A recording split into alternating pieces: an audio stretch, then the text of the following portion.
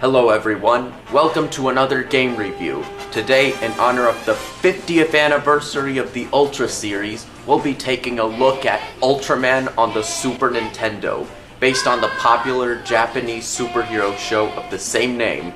This is for you, Mr. Polynice. Upon turning on the game, you are greeted with the title screen, which looks just like the opening of the TV show, down to the silhouettes of the monsters and the music. Tip: at the title screen, press select and start to access the options menu. When you push start, you are introduced to the first monster. This screen states the monster's name, subtitle, height, and weight. After pushing start again, you'll see Ultraman's transformation and the stage begins. You'll be seeing this before every stage. Basically, the game is a 2D fighting game. The controls, however, are not like in your average fighter like Street Fighter or Mortal Kombat. X makes you jump, B makes you punch, A makes you kick, Y fires your special attack, L lowers your special attack's power, which is indicated by the meter between the two life bars, and R raises it. Pressing up and X makes you jump high. Pressing up and Y puts up the Ultra Barrier, which deflects and reflects enemy attacks. Pressing diagonally down makes you roll forward or backflip, depending on what direction you're facing. These controls may take some time to get used to, but once you do, you'll find them tight and responsive. The objective of each stage is to defeat the monster within 3 minutes, or else Ultraman loses his powers, just like the show. First, you must beat up the monster until his life bar reads finish. As mentioned above, the meter between the two life bars controls your special attack's power. It has 4 power levels: Slash, Ultra Attack Ray, Ultra Slash, and Specium Ray. Once finish appears on the monster's life bar, fire the Specium Ray, level 4, to destroy him.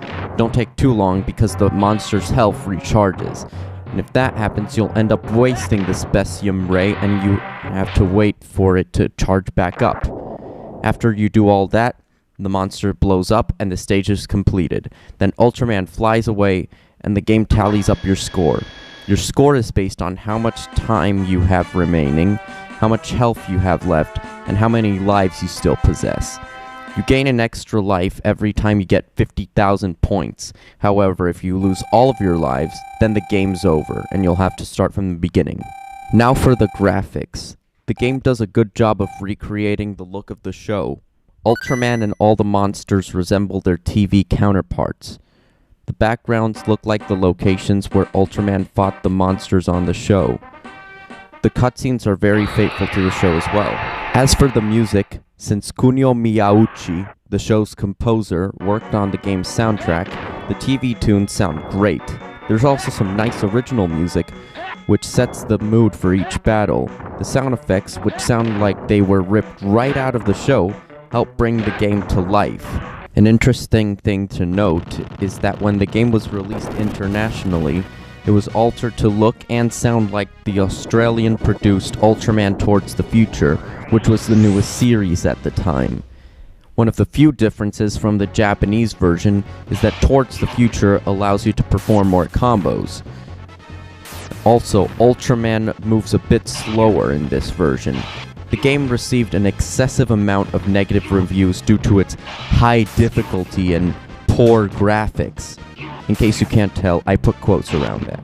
Okay, I will admit, the monsters can be cheap at times, but that doesn't mean the game's bad. And for an early Super Nintendo game, the graphics are quite impressive. So in conclusion, Ultraman on the Super Nintendo is ultra fun. It's certainly not as bad as people make it out to be. If you're a fan of the series, by all means play it.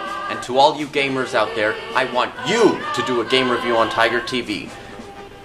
This is Eric Del Risco from Tiger TV, signing out. Until then...